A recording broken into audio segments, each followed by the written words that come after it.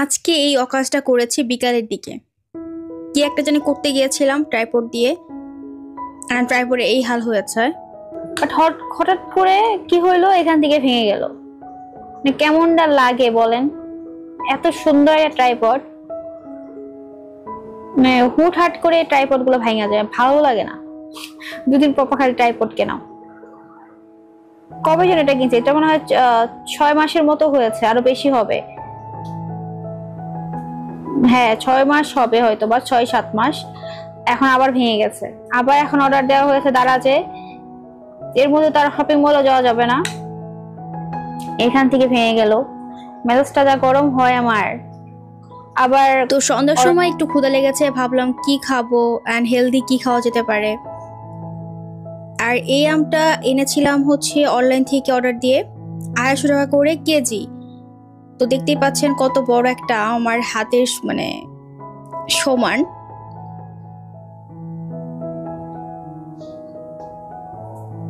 আর এই আমটা একটা বৈশিষ্ট্য হচ্ছে এটা কাঁচাই খাওয়া যায়, মানে একদম কাঁচা সেই সময় খাওয়া গিয়েছে, পাকেনি তখন। আর কাঁচাটাই কোনো টক ভাব ছিল না, মিষ্টি মিষ্টি ছিল। তো যেহেতু এটা বাহিরে রেখে পাকিয়েছি,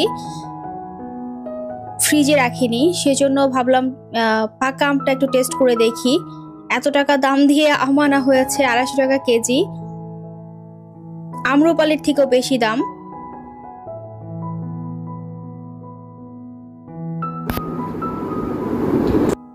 4 ভাগে 1 ভাগ আম আমি কেটে নিলাম, অল্প একটু আম। তো একটা টেস্ট করে দেখি বিসমিল্লাহ বলে। এই আমের পাকা আমটা আমি এখনো খাইনি, এই ফার্স্টে খাচ্ছি। তো আমার কাছে ভালোই লেগেছে, মিষ্টিও ভালো ছিল। বাট ফ্লেভার আমরা যেরকম আম খাই, আম্রপালি, হিমসাগর, হাড়িভাঙা, ওই টাইপের ফ্লেভার না, মানে স্ট্রং ফ্লেভার না আমের। বাট মোটামুটি ভালো ছিল। যেহেতু এখন আমের সিজন একদমই চলে যাচ্ছে, তো এখন এই আমগুলোই পাওয়া যাচ্ছে, তো সেই হিসাবে খাওয়া যেতে পারে। তবে দামটা একটু বেশি। যাই হোক, তো ভাবলাম আমি আরো অর্ধেকটা কেটে নেই। অ্যান্ড অর্ধেকটা কাটার পর এখানে একটু দাগ দেখা যাচ্ছিল, কেন আমি বুঝলাম না এটা কিসের দাগ, হয়তো বা আমের কোনো একটা দাগ থাকতে পারে।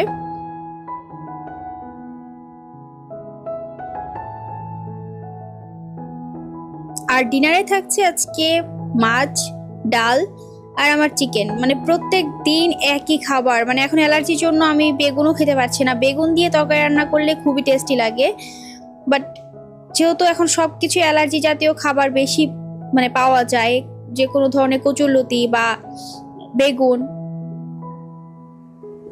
তো সেগুলো তো অ্যাভয়েড করছি। তো গতানুগতিক সেই একই সবজি এখন পাওয়া যাচ্ছে, খেতে খেতে আমি বোর হয়ে গিয়েছি। সেই সাথে এই চিকেন খেতে খেতে বোর হয়ে গিয়েছি, মানে খাবো কি, এরকম হচ্ছে একটা ব্যাপার। চিকেনও এখন আগের মতো এত ভালো লাগে না, মাঝখানে কয়েকদিন ভালো লাগছে খেতে, বাট এখন খুব একটা খেতে ইচ্ছা করে না। তো গতকালকেও চিকেন খাওয়া হয়েছে, আজকেও চিকেন খাচ্ছি, মানে এই একটা অবস্থা আমার। কি খেলে যে ভালো লাগবে আমি নিজেও জানি না। মা এত সুন্দর করে রান্না করে দেয়, তারপরও হচ্ছে আমার এই অবস্থা হয়ে থাকে যে খেতে ইচ্ছে করে না।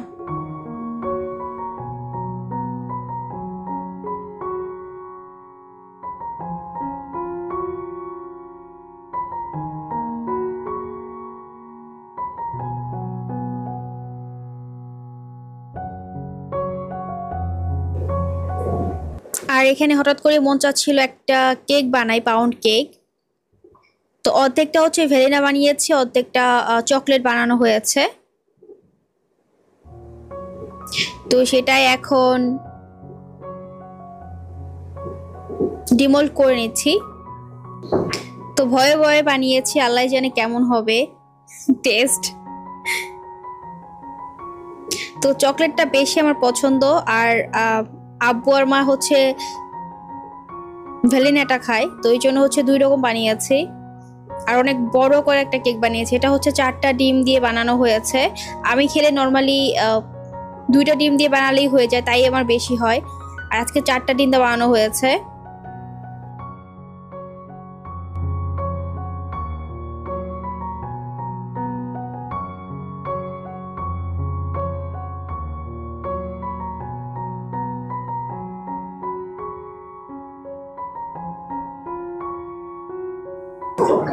তো ভাবলাম বানিয়েছি যখন বেশি করেই বানাই, বেশি পরিমাপে, যাতে 2 দিন পর আবার না বানাতে হয়। তো কেকটা অলরেডি আমি অনেকক্ষণ রেখে নর্মাল টেম্পারেচার নিয়ে আসছি। তো এখন হচ্ছে এটাকে আমি স্লাইস করে রাখবো।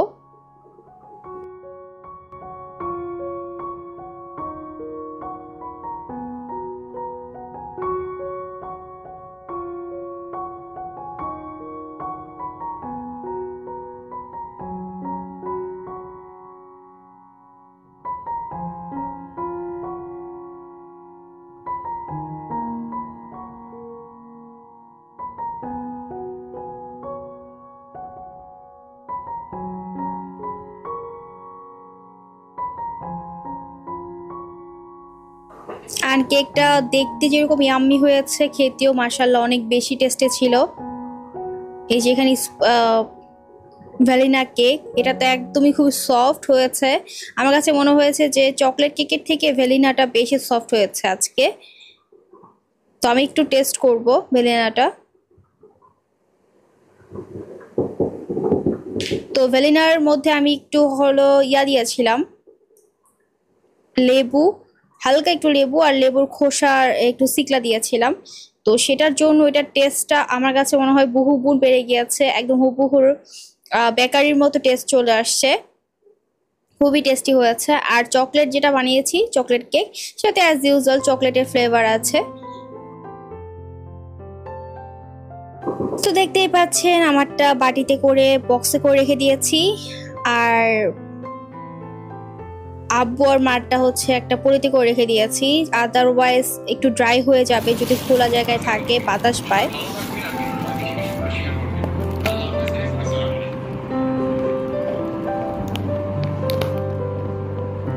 তো কেক বানানোর পর আমার মনে হয়েছে যে একটু নুডলস তৈরি করি, হঠাৎ করে নুডলস খেতে ইচ্ছা করেছে। তো এটা মিড নাইট ক্রেভিং বলতে পারেন। ডিনার তো অলরেডি আগেই কমপ্লিট করে ফেলেছি। আর ইয়াম্মি হয়েছে, দেখতে খুবই ইয়াম্মি হয়েছে, আর খেতে হয়তো বা ইয়াম্মি হবে। এই তো আমার মিড নাইট ক্রেভিং এর খাবার। তো থ্যাংকস ফর ওয়াচিং, আজকে ভিডিও দেখার জন্য। বাই বাই, টেক কেয়ার, আল্লাহ হাফেজ।